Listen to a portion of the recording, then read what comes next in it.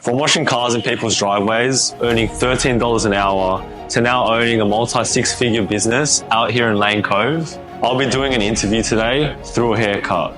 Mind you, this guy is only 23 years old and he dropped out of university. This is One Cut, One Story.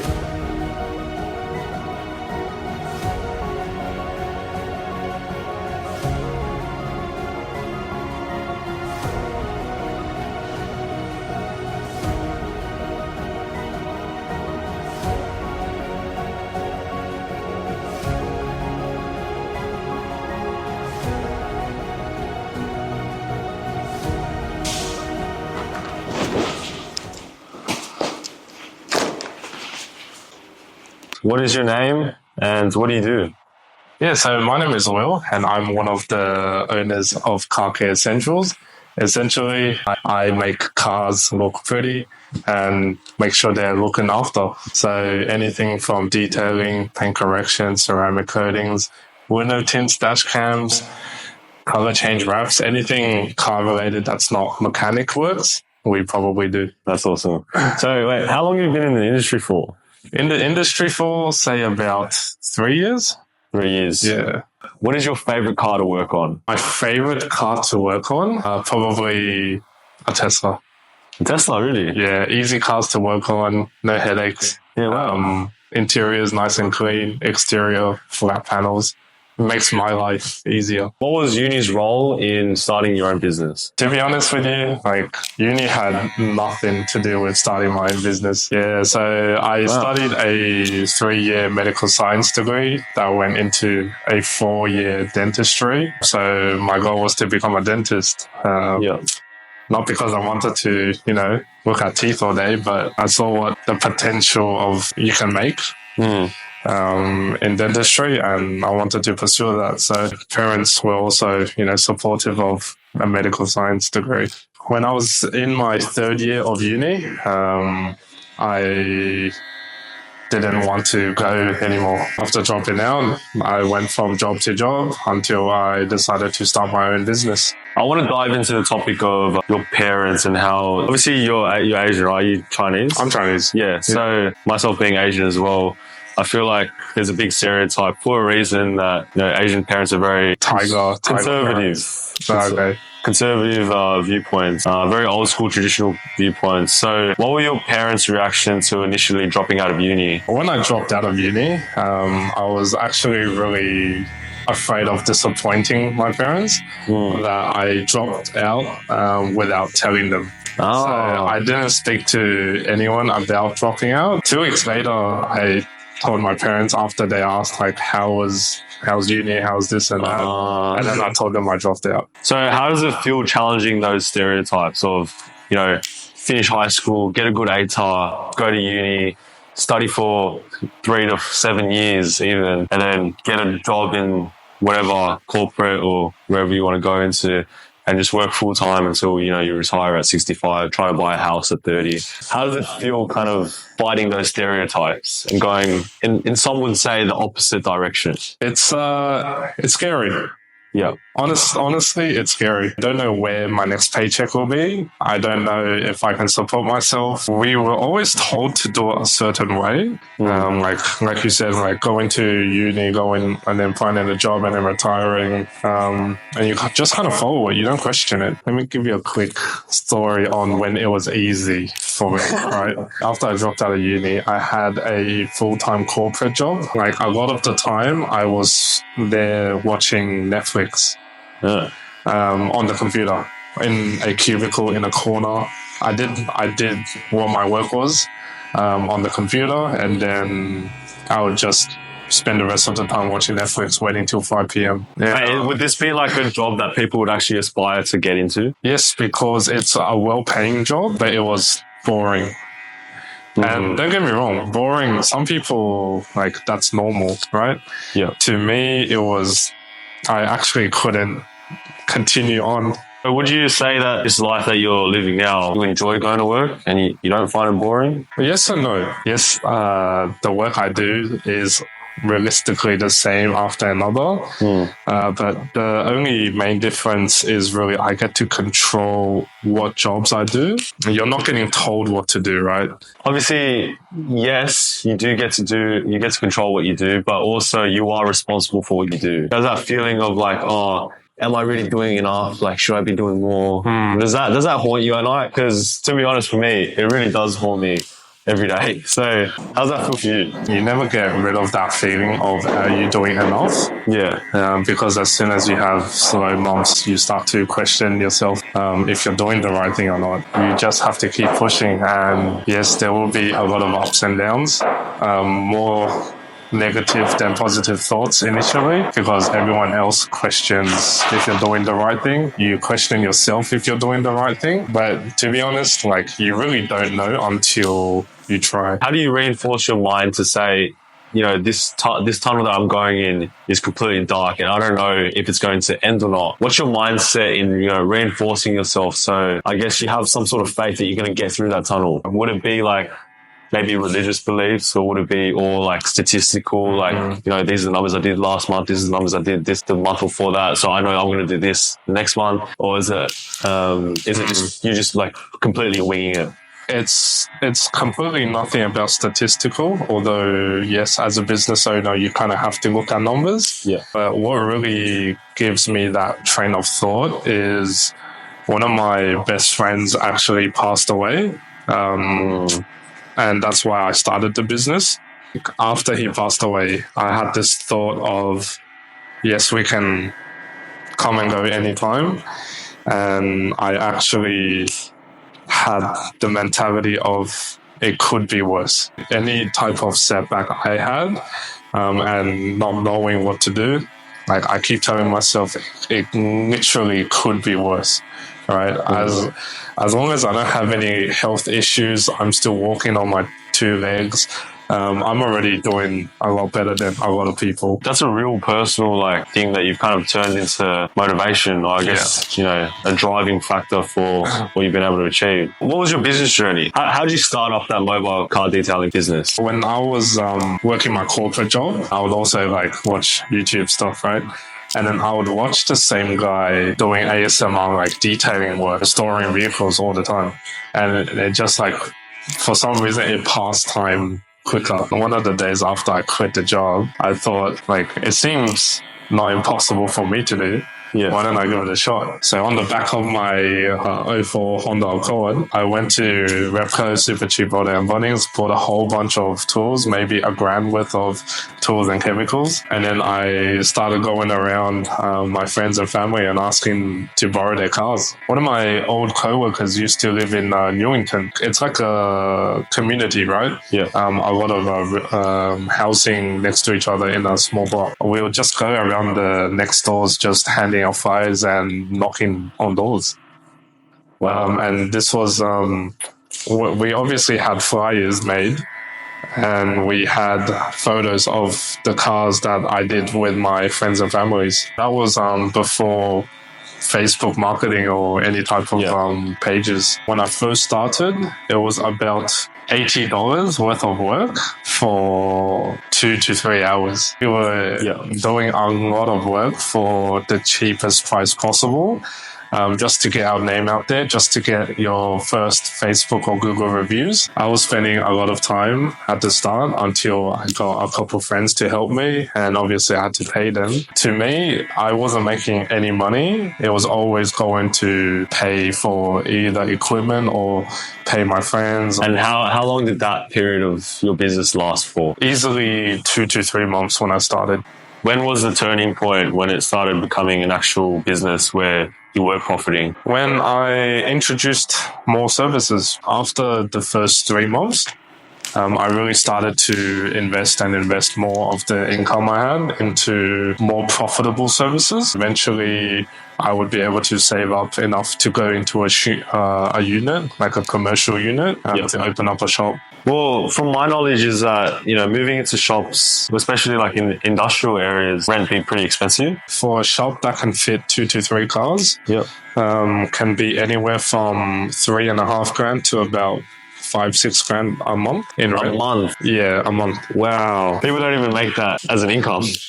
Yeah, the scalability of the business to pay rent has to be quite a bit. If you work mobile, you have to be outside. You have to be in the heat, in weather conditions. Jobs can be rescheduled because of weather. There's always an outside environment that controls my work.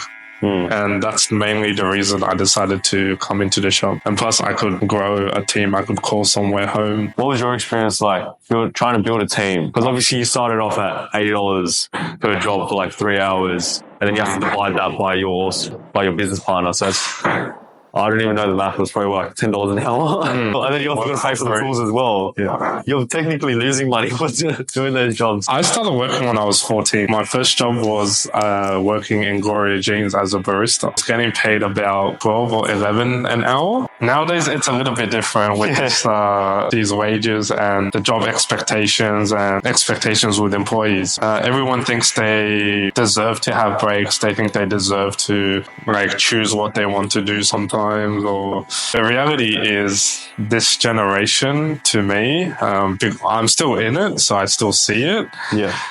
We are definitely a lot more spoiled in terms of pick and choosing our work and how much we want to get paid.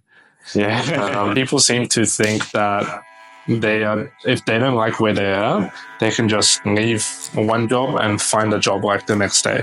Everyone wants to get paid the highest, but once they find out what the job requires of them, then they don't think that they're getting paid enough. And that's very, very common. And for the credibility of your argument, how many workers do you have? At the moment, in my current shop, we have about a team of close to 8.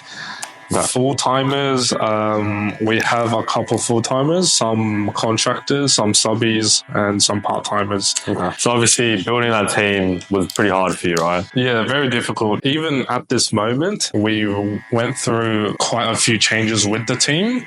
So even full-timers leave, new contractors come in, new part-timers come in, new casual employees come in, and work stability is something that a lot of people want, but it's not something we can give to everyone as well. What's the staff turnover rate on average for stuff like this? You actually teach them how to do the job, and they're like, sack this. I'm just going to leave. Is that common? Is it common? Yes. Yeah. Yes, it's common. It's less common than car washes. So you have the competitors that do car washing on corner car washes. I'm sure they go through a higher turnover rate because they go through a larger number of cars. Same with dealership, yard hands and stuff like that. But in a detailing shop where we're looking for people with very specific skills, usually they are more within the trade than your casual car washers. Don't get me wrong, we do have people that are detailers and car washers for specific jobs that they do.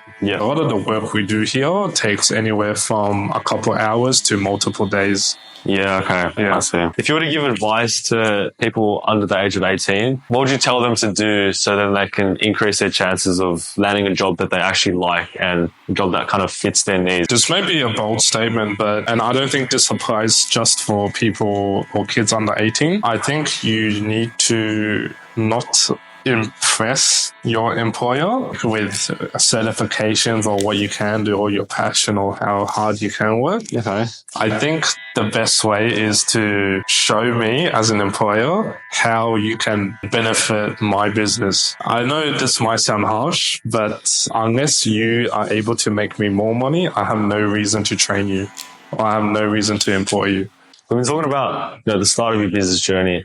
I kind of want to talk about your transition from your first shop that you had to this current shop that you had.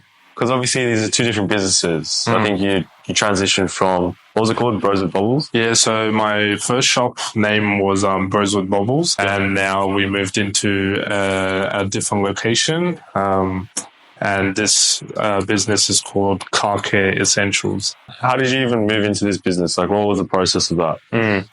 So the process for me was I was doing a lot of contracting work, and we decided I really liked working with the team here. And when we talked about doing something more together, it became a merger of the two businesses. Okay, so you merged and obviously you expanded into a much larger business. I think you mentioned you have multiple people own this business. Yeah. So we do have multiple business partners now, and it's more of a team than me running a solo shop. Yeah, so how's it changed the dynamic from you're the boss, you make all the decisions now, you give a suggestion to the team, but then they'll decide collectively if that's the right move or not. Yeah. Originally, when I thought about it, yes, it doesn't feel good to lose control. However, in the grand scheme of things, in reality, I have never seen a company turn into a bigger, growing company by themselves. When I think about it, yes, I know it can be done, but it's very hard, very rare, and it takes a long time. What was the new set of challenges that you now face with this business compared to Bros of Bubbles? Number one, I have to show up every day and I have to communicate with the team. Yeah. The best thing about running a sole trader small business was if I didn't want to work one day, I didn't need to go into the shop. I could just shut it down. But now we always have to have someone open the shop because it's no longer just about me. It's about the team. Yes, you could work when you want to. However, if you wanted to grow and grow, it would be very difficult and it will take a long time. So I'm trying to notice a bit of pattern in your business life where the more you've been investing into your business, the more you started to grow. So you said that earlier, you started introducing more services originally, then that led to more income because then you got more jobs, and then you obviously expanded into the new place or that initial workshop, which then you started landing more clients, started hitting more income, and then you expanded into here, and now you're earning even more income. Obviously, idealistically speaking, but it looks like, the more you invest, the more you grow. You're spot on there. The more you invest, the more you grow. I think a lot of people will agree with that statement. But that also means you have to be ready to not take a paycheck.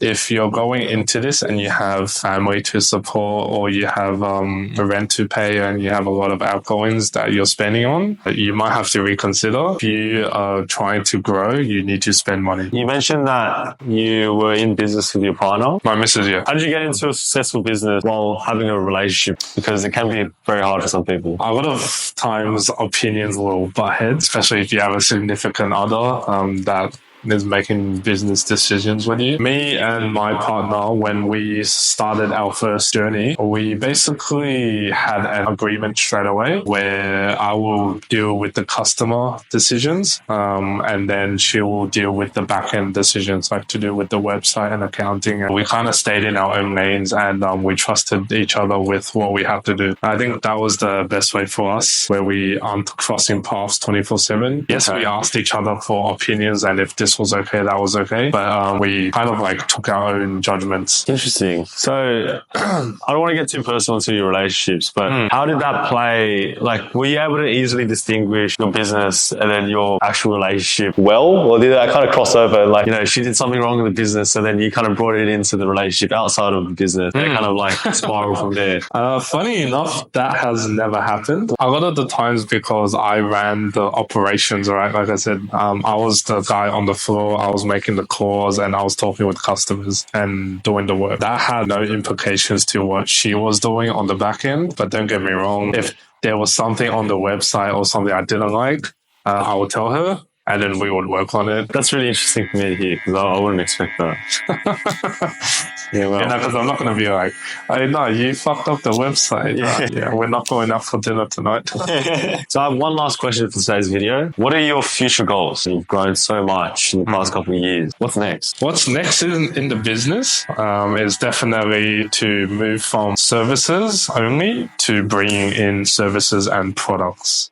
So instead of growing bigger and getting multiple shops and expanding and, going multiple locations, I think I want to target creating our own products because we are in the car care industry and we use a ton of products every day as well as chemicals. It only makes sense for us to eventually start looking towards that industry as well. And I think that's our next goal. Apart from that, we want to do more community projects. We want to meet more of the community and see what cars people have, and I host like shows and car cruises shows. Yeah. Okay, I see. So it's not really so much more about scaling the actual business itself. It's more about kind of stepping out of the box. And Yeah, that's my idea of it. yeah. So your hair, I'm going to be using Effect Clay Wax. So this is going to give you a bit more hold over your hair, because see how your hair is very flat? So what you're saying is my hair looks boring, and that's what I need to make her look cool. Yeah. If you want to look cool, then you're going to use this product. So will it help me sell more jobs? I'd hope so. I think it's a worthly investment. Okay. I'm going to rub it a little bit, a fingertip amount into my palms and just rub it in. So I'm going to start with the roots, and then I'm going to work my way around. Make sure to get the back too. It's important to get it into the roots, because that's where the hair like actually starts to grow from. Yeah, you can only, if you just hit it into the ends, you're not actually influencing the hair from when it grows from. It's like common sense, but a lot of people don't really do it. No, I had no clue. Yeah, and here we go. You're looking schmexy. Thank you for having me, and I wish you the best with your business, man. It looks like you're going in a really good path. It's been a pleasure. Thanks, man. That's all good. That's all good. Thank you. All good.